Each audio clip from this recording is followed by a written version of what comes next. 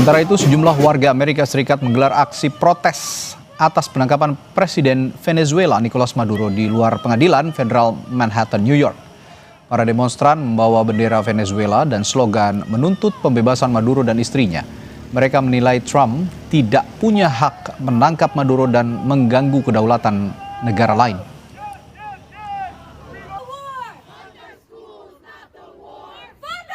It is important to oppose the U.S.'s infringement on the sovereignty of Venezuela. It is not our place, regardless of if Maduro has committed any crimes, to meddle in the foreign affairs of a sovereign nation.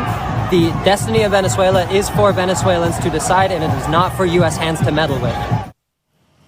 Dan saudara, malam hari ini kita akan berbincang dengan warga negara Indonesia yang saat ini berada di New York, Amerika Serikat, Sonya Mikaela, terkait situasi di sana dan reaksi publik Amerika Serikat terhadap penangkapan Presiden Venezuela Nicolas Maduro. Selamat pagi waktu New York, Mbak Sonya. Selamat pagi waktu New York, Mas Adi, dan selamat malam waktu Indonesia. Baik, Mbak Sonya, pertama saya ingin tahu dulu reaksi warga negara Amerika Serikat di sana terhadap momen penangkapan Nicolas Maduro. Apa lebih banyak yang mengecam atau justru mendukung tindakan Presiden Donald Trump? Ya, baik Radi, tentu saja ini ada dua reaksi ya, yang mendukung dan juga menolak terkait penangkapan Nicolas Maduro oleh Donald Trump, oleh pasukannya Donald Trump. Jadi tepat di hari Sabtu, sekitar 3-4 jam setelah Maduro ditangkap di Venezuela, itu langsung ada gelombang protes di beberapa titik di New York. Salah satunya adalah di Times Square. Jadi gelombang protes itu mendesak agar Amerika Serikat segera melepaskan Maduro karena mereka berpendapat bahwa Maduro tidak bersalah. Begitu juga keesokan harinya, yaitu di hari Minggu, di depan Metropolitan Detention Center tempat Maduro ditahan, ini juga ada gelombang protes yang menyerukan hal yang sama. Tapi ada juga nih beberapa kelompok yang muncul, yang mereka ini adalah warga Venezuela yang sudah tinggal di New York sebagai imigran. Ini juga mereka berterima kasih kepada Amerika karena telah menangkap Maduro. Seperti itu. Oke, jadi ada dua pendapat yang terbelah ya setidaknya. Tapi komunitasnya saya pikir lebih banyak yang menentang sepertinya ya, begitu ya, Mbak Sonya ya? Iya. Oke. Nah, kalau itu tadi secara umum gambaran tentang sikap warga negara Amerika Serikat. Tapi saya juga ingin menanyakan, komunitas Hispanik di Amerika Serikat kan sangat banyak. Di New York juga begitu sepertinya. Saya akan lebih spesifik. Bagaimana komunitas Hispanik juga menanggapi insiden ini ataupun penangkapan Nicolas Maduro oleh Amerika Serikat ini? Kemarin saya sempat menyambangi pengadilan yang ada di New York, di mana Maduro dibawa ke pengadilan tersebut sekitar jam 12 siang. Di situ juga banyak sekali warga Venezuela yang hadir. Ini juga terbelah menjadi dua kelompok. Ada warga Venezuela dan juga aktivis Amerika Serikat, aktivis New York, anak muda New York, yang mereka meminta Maduro untuk dilepaskan. Tetapi warga Venezuela yang memang sudah lama tinggal di New York ini, mereka berterima kasih kepada Trump bahwa akhirnya Amerika bisa menangkap Maduro karena mereka melihat Venezuela saat ini memang sangat terpuruk di bawah kepemimpinan Maduro, seperti itu. Ada dua suara yang terpecah begitu ya kira-kira dalam momen penangkapan Nicolas Maduro. Dan memang benar protesnya ini, demonya ini memang depan belakang. Jadi ada di satu momen bahwa mereka itu saut-sautan, jadi kayak berbalas teriakan seperti itu. Tapi sejauh ini bagaimana kondisi di New York? Masih kondusif dengan adanya aksi unjuk rasa yang cukup besar di sana dengan dua kubu tadi? Sangat-sangat kondusif, tidak ada pembatasan jalan, tidak ada pembatasan aktivitas. Jadi masyarakat, warga masih beraktivitas dan bekerja seperti biasa. Mungkin saya ingin lebih detail bertanya soal pendukung Nicolas Maduro ya, warga negara Amerika Serikat yang turunan Venezuela yang mendukung Nicolas Maduro. Apa alasan mereka mendukung sebenarnya? Maksudnya mendukung penangkapan apa alasannya? Mendukung penangkapan karena mereka pun keluar dari Venezuela ini, merasa karena mereka tidak tidak bisa mendapatkan kesempatan Oke. bekerja dengan baik, lalu mata uang juga jatuh, ekonomi terpuruk. Jadi mereka dan mostly mereka ini kan pasti akan bergeser masuk ke wilayah Amerika, salah satunya New York, di mana New York ini kan adalah melting pot dari Oke.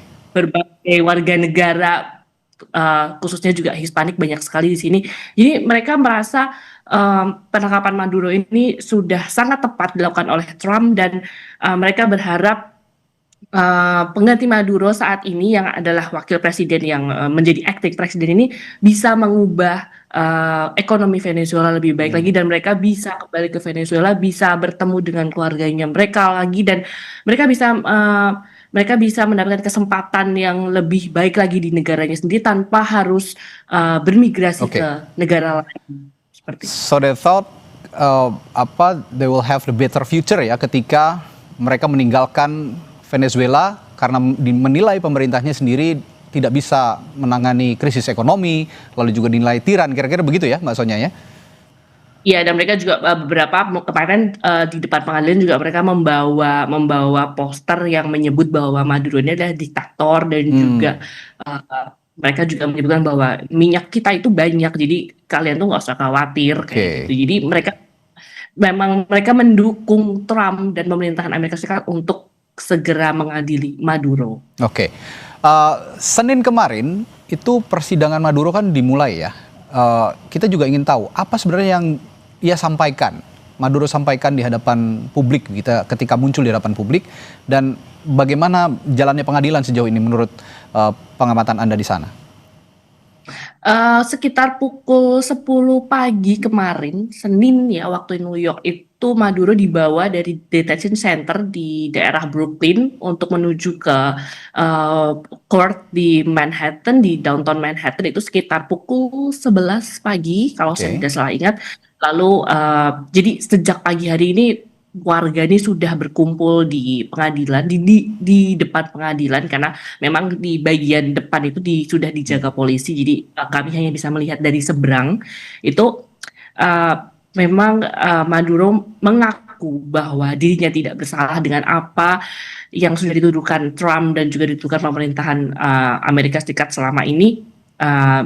Dia dan istrinya Celia Flores itu hadir di pengadilan untuk first hearing, tapi dia juga menegaskan bahwa dia tidak bersalah, dan kalau saya tidak salah nanti ada persidangan kedua adalah sekitar bulan Maret. Jadi selama menunggu persidangan ini, Maduro ini akan ditahan di detention center yang ada di Brooklyn. Ya, terakhir ini menarik pertanyaan saya yang terakhir ini. Gara-gara penangkapan Nicolas Maduro ini dan upaya dalam tanda kutip pencaplokan Venezuela oleh Amerika Serikat, banyak negara lain akhirnya sekarang ketar-ketir, agak-agak takut juga nih melihat aksinya Donald Trump. Yang saya lihat Kolombia, Kuba, lalu konon juga Greenland disebut oleh Donald Trump, lalu juga ada Denmark juga yang mengaku ketakutan. Nah, kira-kira dengan adanya kekhawatiran itu, bagaimana editorial media-media di Amerika Serikat dan juga reaksi publik terhadap pernyataan Trump yang memberikan dalam tanda kutip ancaman mungkin untuk negara lain? Reaksi publik ini dan juga pemberitaan media ini juga beragam ya, bahwa kita tahu bahwa kita sebut saja Kolombia karena memang lagi kemarin Trump juga sempat mengeluarkan ancaman terhadap Presiden Kolombia Gustavo Petro ini. Cukup menarik karena Kolombia ini adalah salah satu negara pendukung Palestina, di mana kita tahu sekarang posisinya Amerika selalu bersama Israel untuk menyerang Gaza seperti itu ya. Jadi kubu ini juga terbelah, kayak ada yang ayo segera serang Kolombia, atau satu kubu lagi juga yang menolak dan menentang apapun yang dilakukan oleh Trump gitu. Kita juga tahu bahwa visa dari Presiden Kolombia ini juga sudah sempat dicabut oleh Trump karena Gustavo Petro ini sempat ikut aksi solidaritas Palestina waktu sidang Majelis Umum PBB di waktu September 2025, itu dia sempat ikut aksi solidaritas Palestina di depan gedung PBB. Jadi memang tensi mereka berdua ini sudah cukup panas ya dari sejak isu Palestina mencuat seperti itu. Oke, baik. Terima kasih, banyak sekali informasi yang disampaikan oleh Anda, Mbak Sonya. Nanti kita tunggu ke depannya bagaimana. Seperti ini memang menyedot banyak perhatian, termasuk di Indonesia juga sangat menjadi pembicaraan karena sedikit banyak sepertinya akan punya dampak juga bagi Indonesia yang saat ini juga punya posisi masih dalam kondisi netral begitu ya, dan menyikapi sikap dari Amerika Serikat ini. Terima kasih sekali lagi.